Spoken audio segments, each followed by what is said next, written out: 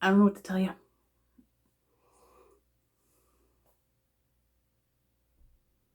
The brain fog is fogging.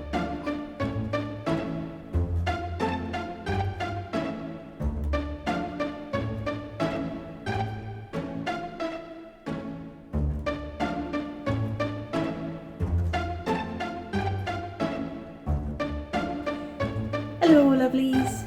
Mina here. Welcome to my channel, or welcome back to my channel if you've been here before. Either way, it's good to see you. And it's been a while. Yep. I think it's official. I've lost the script.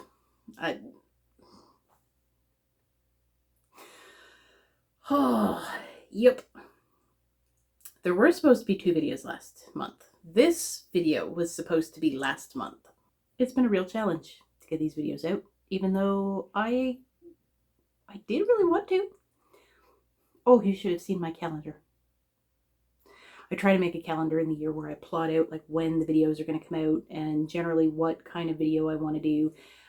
Oh, this year it was beautiful.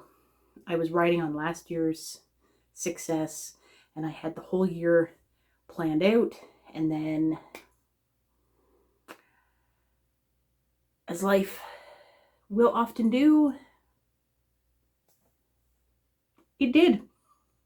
And yeah, happy Spooktember. We're just gonna keep on with the spooky train because that's one of the few things right now that is giving me any kind of joy whatsoever. So I'm just gonna run with it. And hopefully you like it. I have a really exciting project that I wanted to do last year but didn't have time for it, so I'm going to do this year. That'll be in a couple weeks. I have finally, it was tenuous, but I have all the materials now, so it's going to happen. I'm very excited. And yeah, in the meantime, we're sewing today. That's this video. I don't know why, but it's one of those hobbies that right now I'm just drawn to. It's bringing me joy even when it frustrates the snot out of me. And yeah, so because it's like the one thing that I'm able to do right now, that's what I am doing. And also because I'm really excited about what I'm using in this video, which are Halloween fabrics. So I found these fabrics. This one has like a patchwork of like old Hollywood movie monsters. And this one is this beautiful shade of orange with scarecrows all over it and jack-o'-lanterns. I bought both of these from an online shop that I found located here in Canada, so shipping is reasonable. And it's called So Thrifty. I think I've mentioned them before. I'll list them in the description down below if you're interested. I'm not sponsored. I just really like the fabric that they offer. And yeah, that's where I got these from. They are like an online fabric thrift store. And these 2 particular pieces were listed as being vintage fabrics. From what era, decade, what, I don't know. I just saw them and I really like them. So I'm making something out of both of these. That's going to increase the number of spooky garments that I have to wear, which will hopefully also give me a little serotonin boost and get that dopamine pumping and yeah, that's the plan anyway. Let's, before I spoil it, because I've already started working on this stuff, let's get to the making portion and a voiceover kind of explaining what's going on, and maybe we'll have a little chat too, because I don't, again, brain not braining, so I don't know that I'm going to be able to like tutorial this. So this is just like a come along on my journey, and I'll tell you what I am able to explain, and we'll just talk about whatever. Let's get to it. At this point, I had already sewed the 2 panels that make up the body of the shirt together, and I French seamed those seams so that everything would be encased. Of course, that leaves the seam a little bit bulky, so what I decided to do was top stitch it down with a zigzag stitch so that that bulky seam would lay flat and I wouldn't feel it underneath the shirt. Unfortunately, Wendy was not having it for whatever reason this afternoon, and the zigzag came out drunkenly. It was very loose, very all over the place, so I had to pick it out.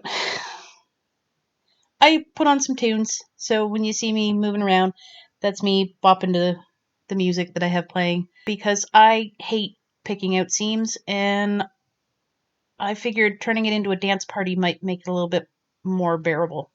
Yeah, it was not fun. And at this point, I redid the seam, but it still wasn't awesome, so I had to take that out, and then I sewed it again, and finally I got it to work though, so yay, there's that. But it's just, that seems to be the theme of this year. Nothing quite works right. This has really been a test of my good enough. I just feel like everything I do this year, everything I try, is forcing me to come to terms with good enough is good enough. I thought I had accepted that philosophy, but I still struggle with it. Yeah. An upbringing of abuse really made for strong sense of perfectionism. So I still struggle with trying to make things perfect.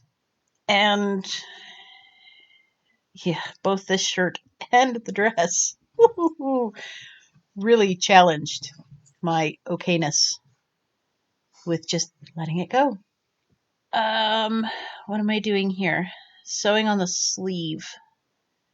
I think this was another thing that really frustrated me. Okay, so I have made garments like this before. These are the DIY Daisy sew it yourself simple patterns that are just made up of shapes, squares and rectangles, essentially.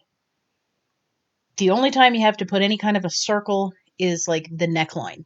That's it. And I have made so many slightly different variations on the same garment already. The first Halloween dress I made last year was basically made, I patchworked the fabric together, but it was basically made the same way. Just like a rectangle for the center, two rectangles for the sleeves. You sew all those pieces together and then you sew up the side seam. Bada bing, bada boom, it's done. I don't know why I struggled so immensely to do that very same thing this time. But I did. At least when I was cutting the seam allowance down, I didn't actually cut any seams. I've done that before. This time I didn't, I managed to not cut through any of my seams, which was nice. Woohoo! So, small wins. I really like this fabric though, this patchwork. It's super cute. It has like Frankenstein's monster and Dracula, and there's like a bat, but it's like by itself. So at first I got really excited because it like had the big black wings and big red eyes, and I was like, "Ooh, it's Mothman! That's cool!" But it doesn't have a man body. I'm still gonna call it Mothman though. I hate ironing.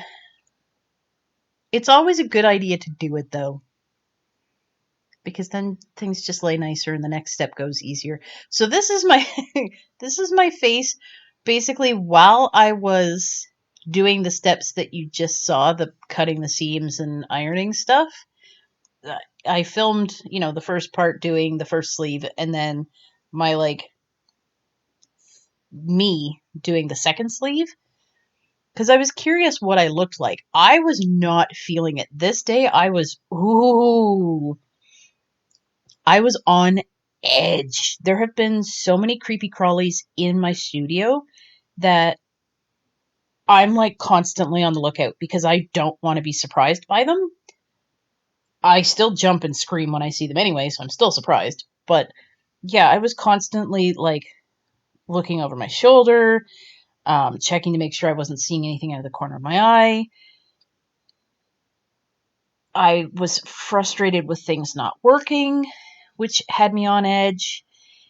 And I was wearing a hoodie that day because the day started cold, and sometimes the studio is cold because it's in the basement. But when I start working, I don't know, maybe it's like with the iron on and with the sewing machine light, and the moving around, it gets hot. So I was starting to overheat and getting like panicky and frustrated and just generally uncomfortable. And I wasn't sure, I was feeling all of that like inside, and I wasn't sure if it was coming across. Apparently it really wasn't. As expressive as my face is, and apparently as readable as I've always been told I am, I'm not really, I guess, because I was not as calm as I looked in. And yeah, this part here when I was sewing, ooh, that was tough. I was really starting to feel like I'm going to pass out. But at the same time, this was one of those projects that like I have to keep pushing myself to work to do it, because if I set it down, it's not getting picked up again. I'm just going to frog it. And I didn't want to do that. I wanted it done. So yeah, I was in this weird place of like, I love this room and I want to be in this room and I want to make this thing. But at the same time, I hate this room. I don't want to be in this room, and I don't care if this thing gets done. So it was this weird like balance of the two. Okay, so there's the sleeve sewed onto the bodice, and then you fold it in half. I'm folding it with the bright colors, the outside of the fabric out, because this is, yep, see, jumped. Somebody walked past me, and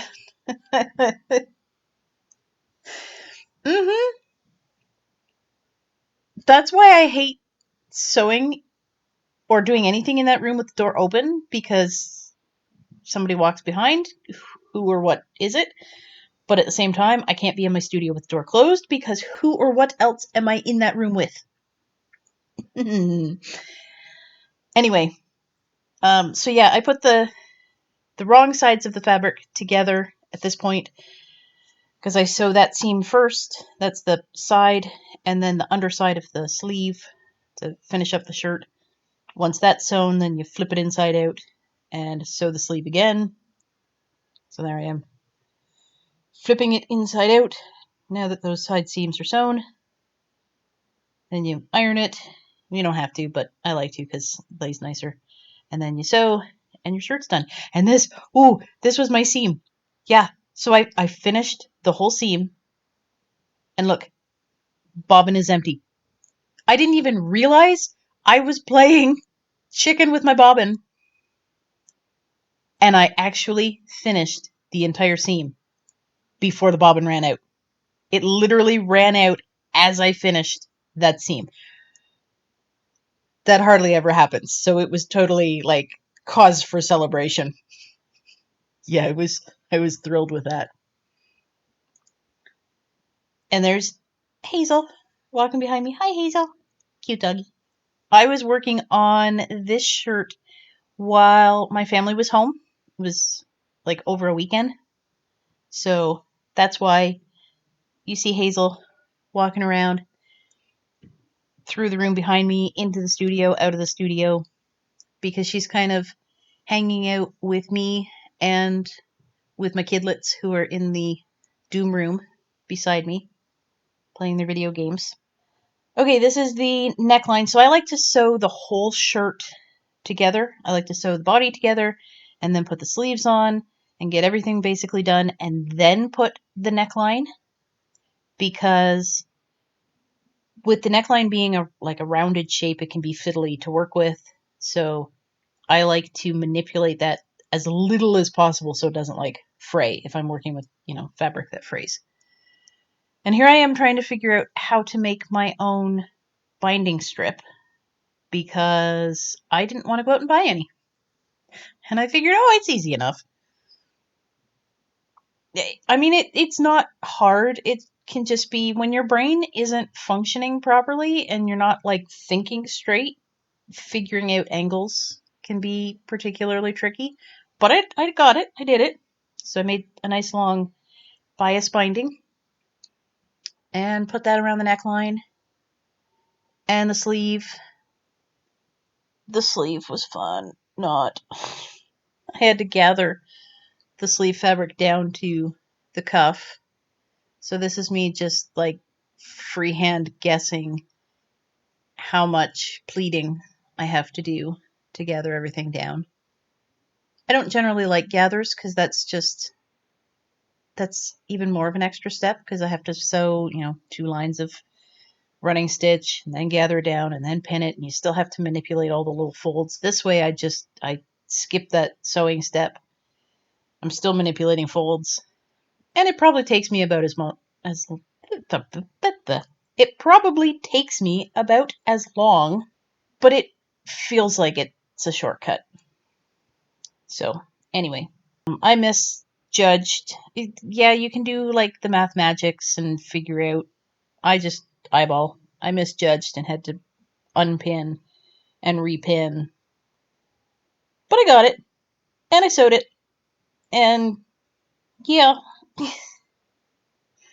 this was an interesting. Let's go take the dog for a walk and have a little break, shall we?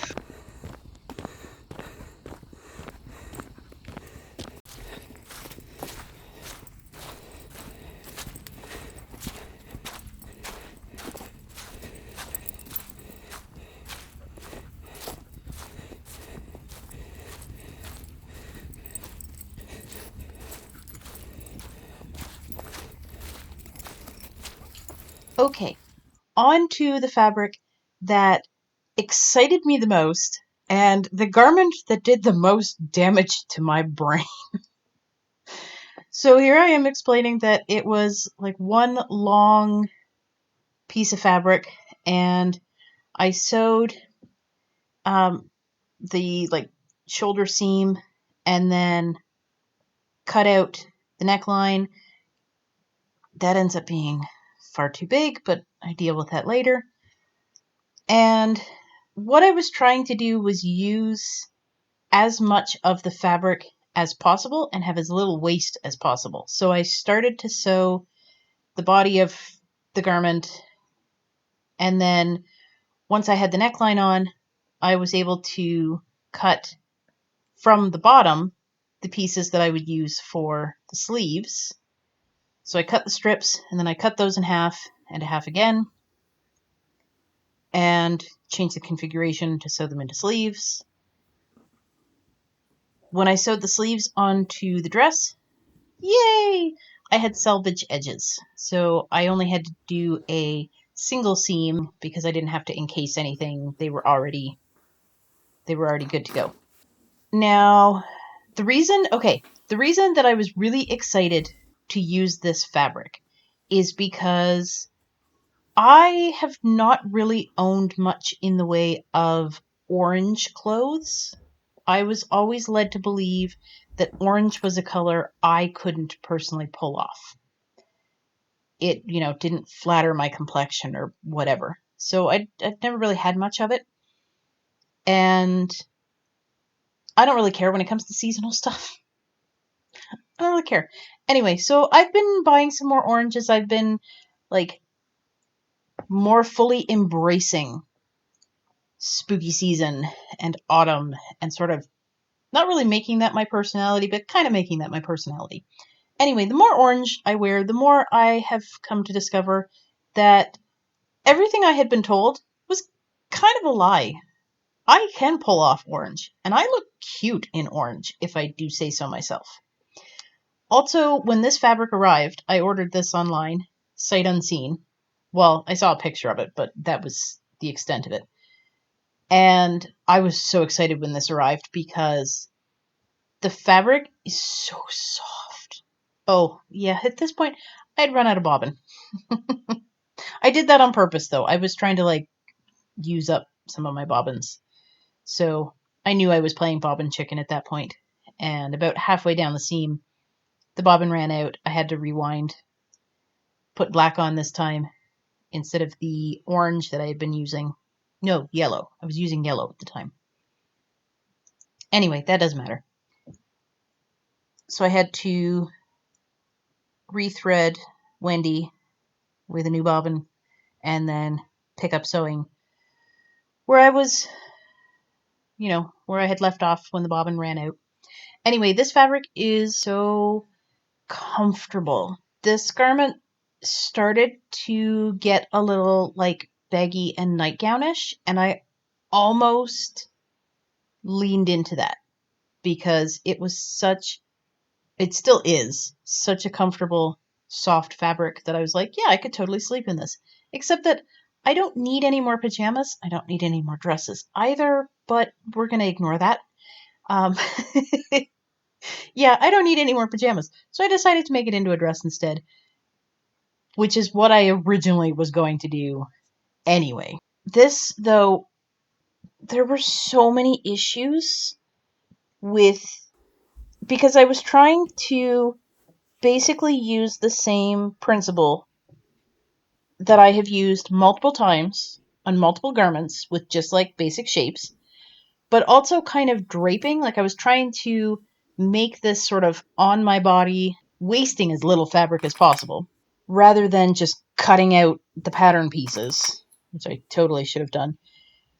Because, oh boy, this took me probably about 2.5 weeks because I just kept messing up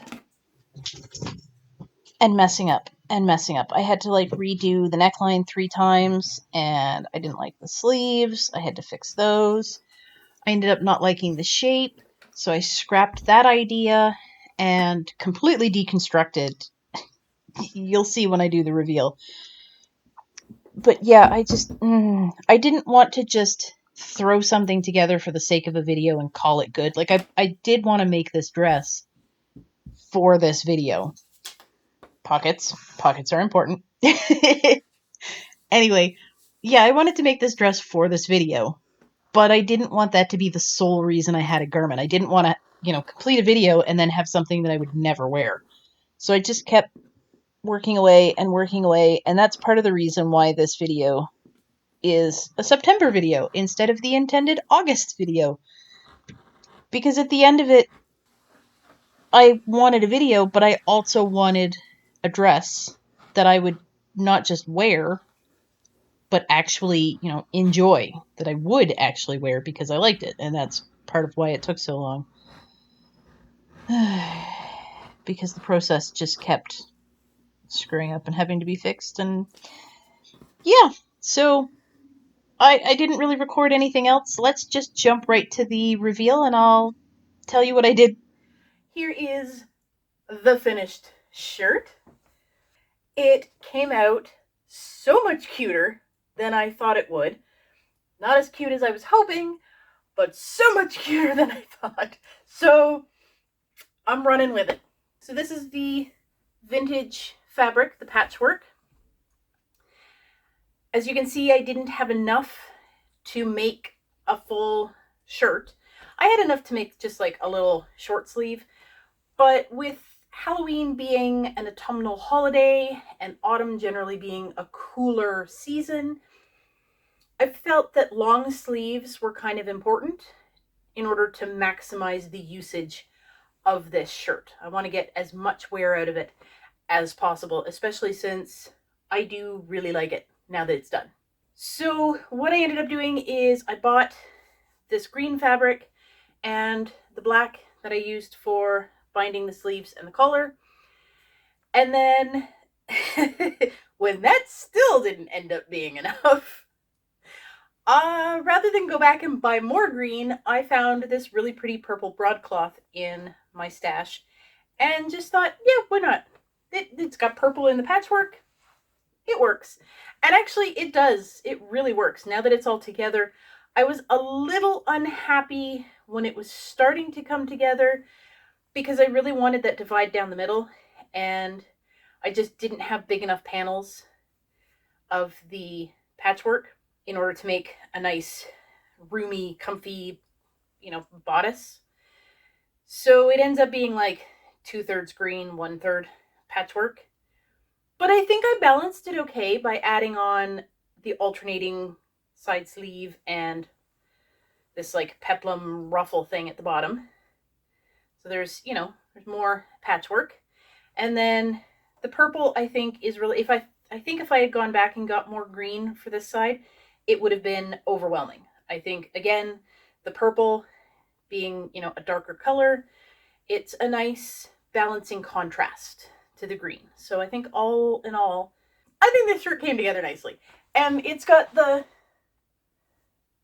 alternating patchworky on the back as well. Now that it's finished, and it is both longer than I expected and not long enough, I'm gonna need pants. The shorts that I'm currently wearing, these I wear underneath the dress that, I'm wearing outside of today, beyond this reveal. But now that I have this shirt over some sort of, like a big shirt, tiny bottom, I might even consider just getting leggings, like some black leggings to wear under this. Initially, I was thinking, and I still might go with that because I think that'll be the best look, straight leg, just like straight leg, comfy cotton pants. If I can't find them, I might have to make them. I just think that might be cute with this shirt. And now for the dress. The majority of the process of which you did not see. Because this was yet another garment that almost broke me.